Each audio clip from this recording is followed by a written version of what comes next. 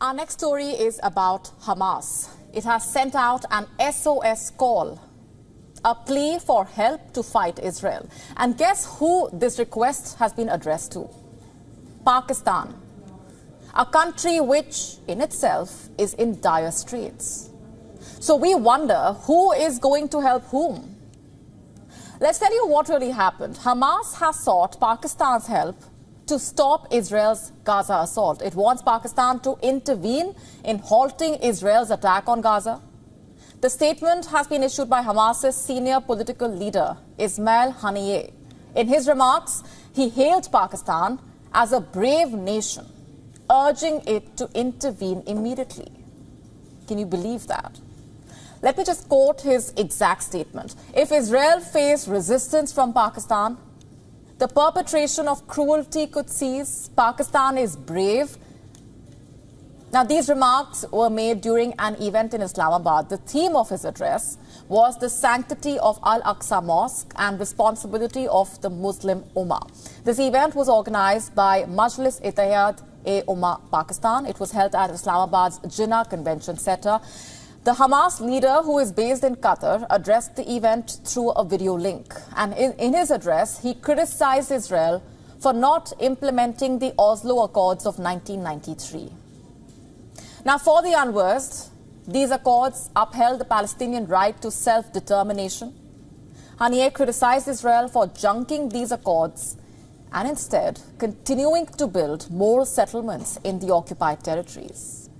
What's worse, he also justified the October 7 attack by Hamas as a preemptive move against Israel's plans for occupation. All said and done, the question is, can Pakistan really help Hamas? Or should I ask, is Pakistan willing to help Hamas?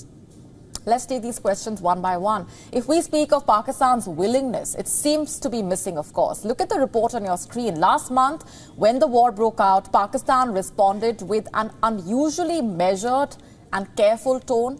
The country's interim Prime Minister, Anwar-ul-Haq Kakar, made a very neutral statement, saying that he was heartbroken by the violence. He said, and I'm quoting, "We urge restraint and protection of civilians. Enduring peace in the Middle East lies in a two-state solution with a viable sovereign state of Palestine." Quote unquote. Now, this statement was noticeably milder than his Malaysian counterpart's reaction and other leaders of Islamic countries.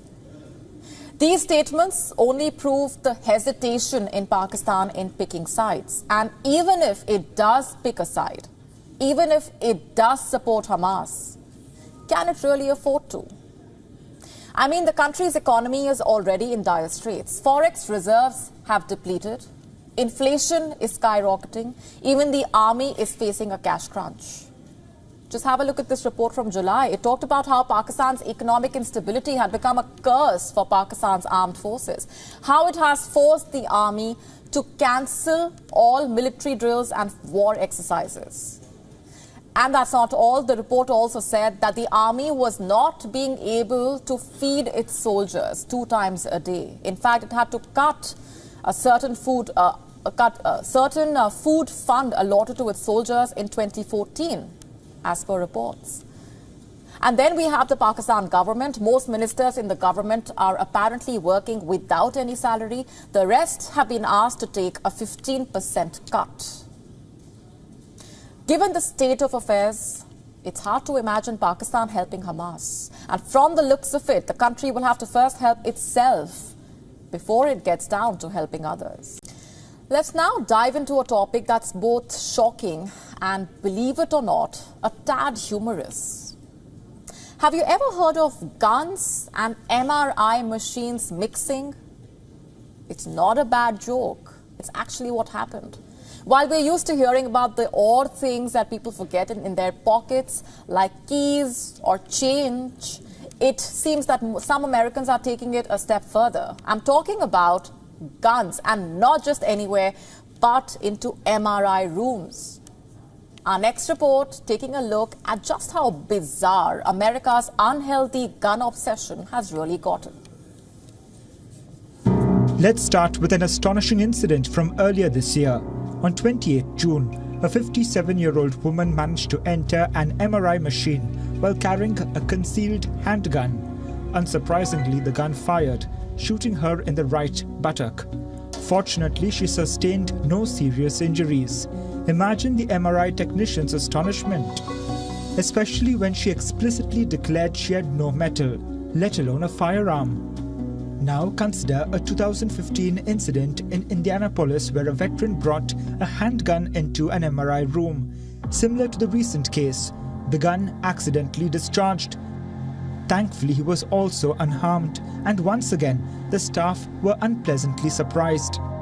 It goes without saying that bringing a firearm near an MRI machine is clearly unwise.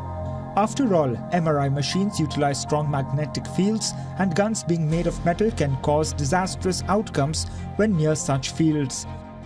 But these weren't the first instances of such dangerous mix.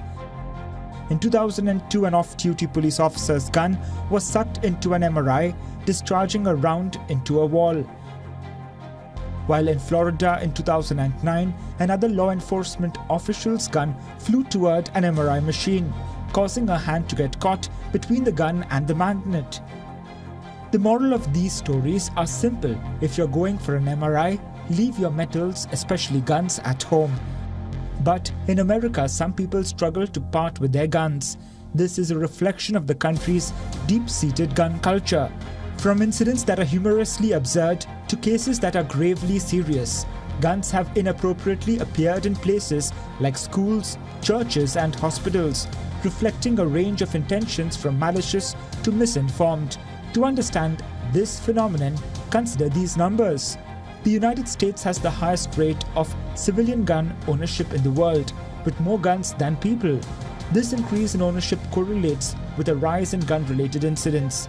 Earlier today, there was a shooting at the University of Nevada in Las Vegas. 3 people died and 1 was injured. Bureau Report, WION World is One. Now imagine this. You are at a restaurant. You place your order and your order arrives. You cannot wait to get started, but you resist that urge and first click a picture of that sumptuous meal before you. You add a cool caption and post that photograph. Sounds like something most of you would have done already, right? But what if you post that picture and you end up paying a whole lot extra? Not just a small amount, thousands of dollars extra. That's quite a steep price to pay just for putting out a picture, right? Well, let me tell you what happened with a Chinese woman at a restaurant for a meal. She received a shocker when she asked for the bill. It was for $60,000. Can you believe that? $60,000. She was charged for food that she had not even placed orders for. All because of the QR code on her table. You know those machine-readable codes with black and white squares? You've all seen it. They are usually used to access URLs or any other information. They are basically read by the camera on your phone. Now, given how important QR codes have become for all of us these days, beware of what happened with this woman, because her nightmare can become anyone's reality. So what really happened? Let me break it all down for you. The woman, just like a lot of people, chose to put out a photo of what she was eating at a restaurant. But the QR code on her table, which can be used to place orders, ended up being used by users online to order food.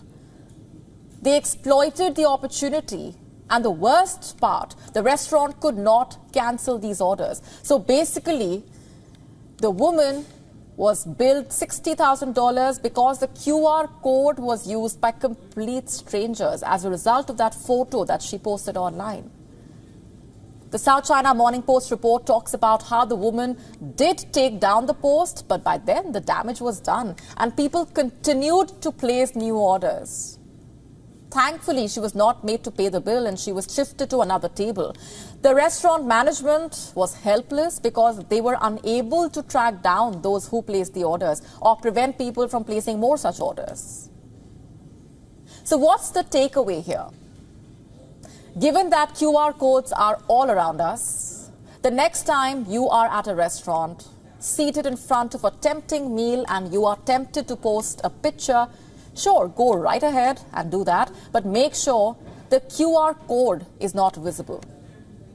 Else, it's going to be one expensive meal. So what can you do to not be in that situation? Either blur that QR code so that it's not visible or cover it up. And in case it is there in the photograph that you clicked, crop it out. Remember, these codes are not to be put out online for just about anyone to use freely. That can land you in a very expensive soup.